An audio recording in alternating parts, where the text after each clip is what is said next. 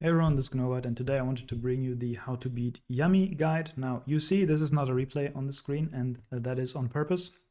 We did a lot of testing games today, and generally there was a lot of variance, especially if the Yummy player hits your normal summon Lucius with a Imperm Veiler, Perch, then there's a lot of variance. Either you just play through it, or you do nothing and they just play. And there's also the Obedience Schooled, which basically turns the game into a whole different game, because they are beast locked, which means they can't make Herald if they go first, but it's also their best going second card, and so on and so forth. So to combat that bit of variance, I wanted to go over some rules that I have for the Yummy matchup.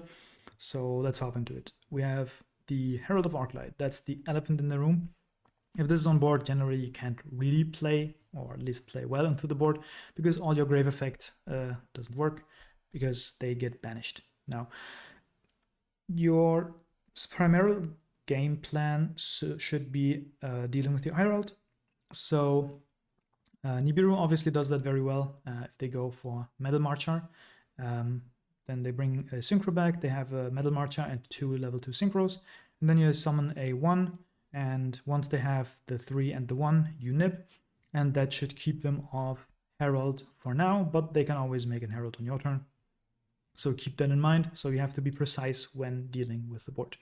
But Nibiru, best card probably in the matchup. Fuva, also very good, unless it gets ashed. But Nibiru also should discourage them from going into the Herald of the Arclight, because they have to go through Marcher and multiple Snatchies and just give you a bunch of draws. Other than that, you have something like Kaijus, which I'm currently playing, not in these replays, but for Lunar Light. And it's also good into Herald. And then there's Pancratops, which is decent into a lot of matchups, but also just deals with the Herald, either by running over it or just popping it. And once you've gotten over the hurdle of the Herald, we can deal with a 1-1. Now, one thing to note is they cannot make Herald on their turn if they go Obedience Schooled. So if you only have the Ash, there is a consideration to just let the Obedience through. And because if you only have Ash and the rest is Engine, your Engine should be able to go into a Yummy board because they don't have a Herald. So instead, what you want to do is you Ash the Cupsea. And if you Ash the Cupsea, you can cut them off of Surprise, which cuts them off of the third wave a lot, oftentimes. I call it the third wave because generally what Triff said is, as long as there's a Snatchy and a level 1, it is never over. So that is something you have to keep in mind, either going second or going first. This is a board state that is very, very favorable for the Yummy player if they have these two. So if you play into the board, you have to out the first wave of Snatchies. And even if you do, they can have a surprise, and then you have to do that again. So that's why ashing the Cupsea sometimes can be an heads-up play. It's not always the case, but just something to keep in mind. This is not a hand trap guide per se, but I just wanted to note. Sometimes you also ash the Cupsea Synchro if they waited with Kagari and so on and so forth. But Kitu generally is very good into playing into Yummy Snatchy, because you can just grab Pan, fuse away, and then activate the Pan. And either they Synchro away, then you pop the Synchro, or they leave the Yummy Snatchy on the field and you pop the Yummy Snatchy. And then they have Surprise, have to bring back the Yummy Snatchy, or if they have another Yummy Snatchy on the board, then they still have the board. But generally, the Kitu does play very well into the board. Now for the Synchro, the Synchro can just be outed in the battle phase. Of course, if they have the Yummy Surprise, they can just bounce your monsters, so be aware, don't waste your battle phase. But if they just have if you bring them to a spot where they just have the Synchro, just try to not activate any effects, but instead run over the Cookie Yummy Bait. Build your board if your board can have enough removal to deal with the push on their turn. And then anything else is the Ghost Spell on the Synchro, that helps. And then there's the Ghost Ogre on the Snatchy effect, because if they only have one Snatchy, or like one tuner, and that is the Snatchy, and you Ogre it, then they cannot Synchro. So keep that in mind. But that is enough yapping. Let's hop into the first replay. So the first replay is us going first. We see we have Lucius, Ash, Ogre, Rahu, another Lucius. Unfortunate that we have a duplicate name, but we can play our way into that. The nice thing is we have a way to play through a hand trap on Lucius. And their hand is Obedience Schooled, Surprise, Imperm, Drones, and Field. So we start with Lucius and they Imperm here. Sometimes we just have to skip our turn here, but in this case we have the Rahu. Rahu or 5 mana or Ketu can all deal with that. And of course, if you hard open the Cartesia, you start with the Cartesia instead. If you have enough hand traps, you can also consider, if you have Mululu and Lucius, just normal summoning the Mululu and go for a Mululu line. Because it's very likely that they have a hand trap. And if your hand traps are good enough to keep them off, especially at your nib, then just go for the safe line. But here we go Rahu, we use Lucius, we use the 5 mana, we fusion lock ourselves, we go into Arthalion here. We go into Arthalion here instead of Gulamel because I want to get back the 5 mana and I want to use the Lucius here to grab our Ketu. And that is my setup. I want to, like, because we have the double name, we have to play it weirdly, where we get the Urgula here, and then we use the 5 mana to fuse the Lucius that we already used and the Urgula that we haven't used for the Gulamel. And then the Urgula will set the other trap and get us back the 5 mana. So through an Imperm, we somehow ended on the standard Dracotail board. And that is the Gulamel and Arthalion on board, both traps, 5 mana in hand, 2 cards in hand. So we go over to them and they have Cupsy plus all of their spells. So they top deck the Cupsy and they will not start with Obedience Schooled here. Instead, they are going to Hornet Drones. Now, sometimes they can do that where they just start with other starters, and if you're too overeager to remove their board, they punish you with an Obedience Schooled. Especially if you have monsters in attack, which you'll see later. So they go for the Sky Striker line, they go Kagari, and they go Special Cupsy. If they didn't have the Cupsy, they would have gone Hornet Drones and Synchro into the Cupsy Synchro, and that one I would probably Ash, because they can't tag out in that case, because they only have Striker cards in it. So on their first Synchro, always keep that in mind. What can they bring back? If they can bring back Snatchy and a 1, generally not really worth it to hand trap, but in that scenario where they don't have anything to bring back, if they have 0 cards to bring back, you can even Valor it, but that's another thing. But they go for the Cupsy Yummy and use the effect. I go Ash here because I said, okay, one of their pushes into a board is Yummy Surprise, which I didn't know they had in hand, of course. So I just wanted to get one of the special summons away. I already saw one of the special summons, which is the Sky Striker engine, and the other special summon would be Obedience Schooled, which I didn't assume here yet. One play you could make here is Horn, target this, Gulamel, pop Cupsy, but I knew they still had this in hand, and I would get super punished by a Link Spider, because if they have a name in hand, they go Hornet Drones, Link Spider, special the name, and my interactions are kind of only 5 mana and the Ogre. But yeah, in this case, they want to Synchro, but then they say, wait, before I Synchro, I want to go Akroki. So here I actually say, okay, on the Akroki, I'm gonna go activate Horn, target the Kagari. They can only summon this once per turn. So I target the Kagari and they have no reaction to it, so I just pop the field spell as well. And then I draw a card. I want to see more cards. I get a Valor, which is nice here. And they go Cupsy, Cupsy into Snatchy, and Snatchy wanted to activate the field spell. And I thought this is a good opportunity to use the Valor, because Valor, once they can dodge everything, it's not very useful. So I keep them off the field spell and I keep my Dracotail Flame for any extender they have instead of the field spell. Because sometimes if they can just push, sometimes all you can do is just deal with a field spell so that they can't run over you and try to push back on the next turn. Here they go for the drones. And I assume that they don't have Surprise and they don't have Obedience Schooled, so I say this is their last push. And I flame that. Wrong assumption here, but I don't know how common it is for them to keep the Obedience Schooled. So they go battle phase. Oh no, they go Yummy Surprise first. And they bring back the Cupsy. And before they can go into a synchro that can react, this Snatchy is negated. So what I can do here is I go 5 mana. I know that there is no minion coming anymore because the Snatchy was negated. So the Ogre I can use here just for the Athalion. And I target the Snatchy, put it back, and they are all left with only one card in hand, which I assumed was a hand trap, and the Cupsy Yummy. And then they go Snatchy, Crash, clear the board, and main phase 2 go Obedient Schooled.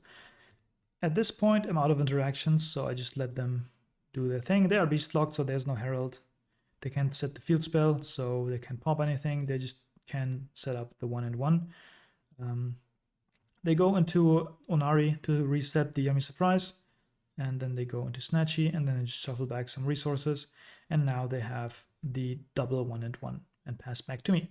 Now, I top deck a Mululu, which is nice, but we have the key to anyway, and generally all you need is the Pan anyway.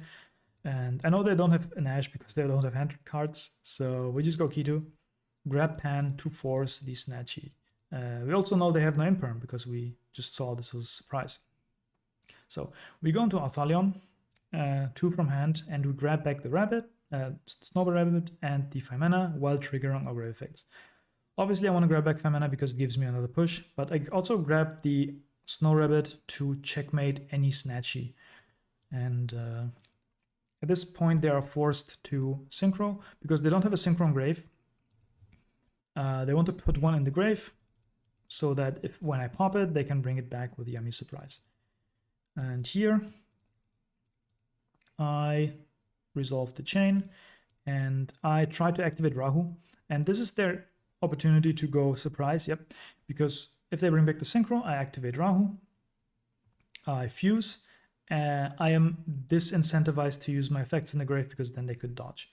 But it turns out that I can't resolve the Rahu because I have 2 Athalions on field and 1 in the grave. So we rewind it, and instead what I do is I go for Cross Sheep and I activate Athalion in the grave. This is where they again go for the surprise, which makes me summon my Athalion not in the Cross Sheep zone, because I don't want to trigger my Cross Sheep here, giving them the Lollipop out.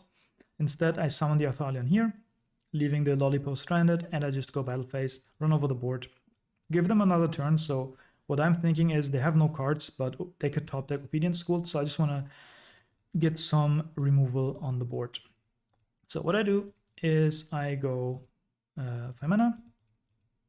I was looking for a way to use my Cross Sheep most effectively, so I go 5 mana, I fuse these 2, Athalion gets banished, I go into Secretarian Dragon. Now that triggers the Cross Sheep, and the Cross Sheep, I have 2 targets in grave that I want to revive, the Mululu and the Lucias. I go for the Mululu here because what I want to do is I want to Secretarian for the Lucias because I have to target a dragon and a spellcaster, and that means I can target the Athalion to shuffle it back. So now I have an Athalion back in my extra deck because otherwise all of them would have been out of rotation. And I summon the Lucias, and the Lucias will grab me a 5 mana. So, oh no, the Pan. Yeah, I grabbed the Pan because I have the fusion on the field already with the Mululu, and I just wanted body removal. And at any point, I can just Mululu fuse the Lucias with a Pan to summon the Athalion. And then the Pan would get rid of one of the bodies. I would get the Gulamel back, and the Gulamel summons here in the Cross Sheep zone. Cross Sheep summons back another Lucias. Lucias effect for follow-up, and then chain the Gulamel to get rid of another body, and then have one more. Then they would have one more Yummy on the field that they have to go into Snatchy to get the field spell, and then I can horn the Snatchy. So this way, even against the top decked Obedient Schooled, I can just clear the board. So that is the first replay, and let's hop into the second one. This time we are going second, and this is just the nib that I talked about. There it is. We have nib, we have ogre, we have 5 mana. Generally 2 of those would be fine. We had 3 of them, which made this a bit easier. But if we opened Nip plus any of these 2, then I think it should be fine. They have Obedience Schooled, 2 hand traps, and 2 names. So here they actually go Cupsy. So I asked after we watched the replay why they didn't go Obedience Schooled, but they said that Obedience Schooled play into Nip here, and it also means they can't make Herald. So instead they go for the double name line, which is Cupsy and Cookie, grabbing a surprise, and now they are off to the races, going into Snatchy. Snatchy set up the field spell, and then they summon the Cookie. And I just let them play here because I know I can nip, and everything else doesn't scare me. They discard the Obedience Schooled, which of course I can't really clear their board on their turn, or at least they think that. I could nip and then bounce the whatever they do here. So yeah, they just go Lollipop, Revive 2, go into the Marcher, Marcher Revive, and this is the spot that I talked about, right? They have 3/2/2, but they need a 1, so they summon a Lollipop from hand, and this is where I nip.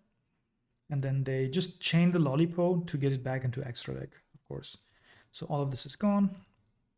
They get the token, and the token can be used for a Link Spider. And here, before they can use the field spell, because they haven't used it yet, I wanted to go 5 mana and bounce the Link Spider. I could have also just ogred the field spell if they used it, but I thought they have a surprise in hand and they have a Snatchy in the grave. If they get any level 1 somehow on the field, like I don't know if there's any name in this hand, right? So if they have any way of getting it, then the ogre would be good into that Snatchy playing into it. So plus the using the 5 mana here would give me follow up because I use Mululu, so I thought let's just do that. So we go into Arthalion, we bounce, and we grab the Kitu. And what they do is they set the surprise. Now the surprise can still get the synchro, so I have to be wary of that. And we go end phase. I draw Urgula, stand by main, I activate Kitu.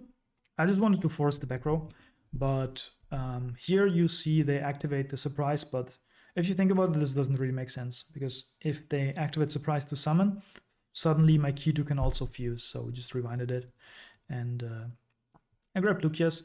So I just grabbed Lucius because I don't have a normal summon in this hand, and my plan for forcing this is just 5 mana, fuse into anything, use the Urgula, pop it.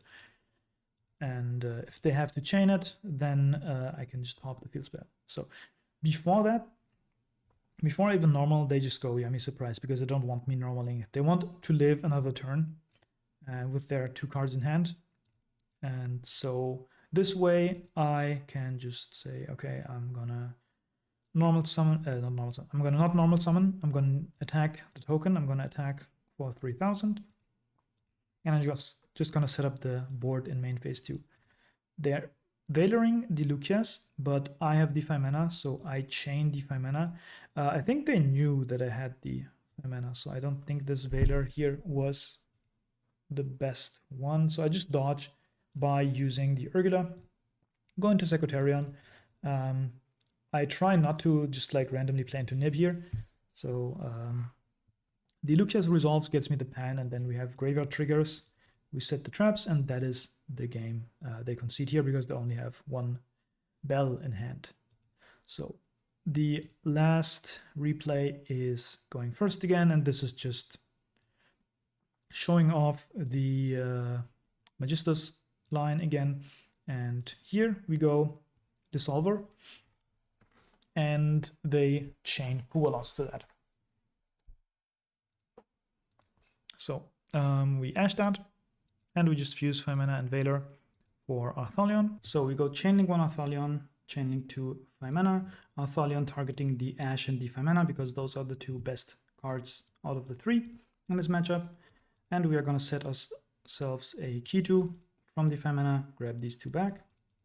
And now what I want to do is I want to play around Ash on the Rahu. So I'm going to go for the Magistus line, linking into the Artemis, going into the Zoroa, and then Zoroa equip the Artemis, not using the effect here, doesn't matter really.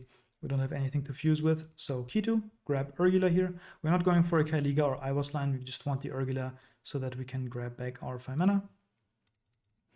And we are going Rahu and send Pan and Urgula for the Gulamel, and then we can set these two.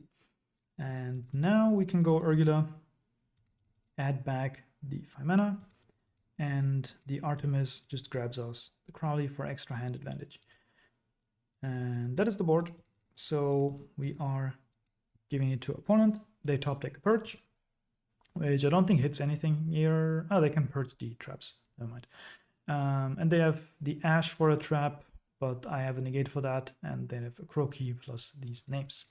So they start with the Croaky just in case I have removal on their normal summon, because they have to normal summon here, right? So if they don't activate it, and just pop this with Gulamel because I activate whatever.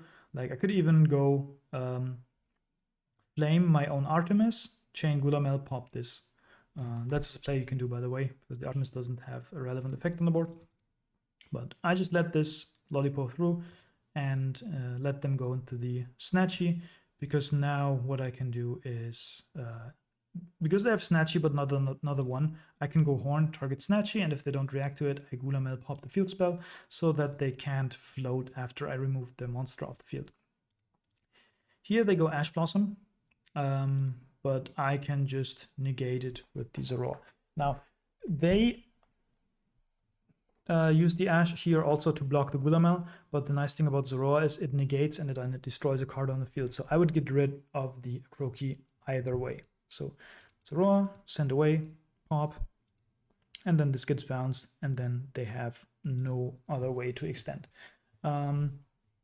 They could have also purged the Horn so I don't get the bounce, but then I can just use another spell or whatever to remove the body, and the result would have been the same.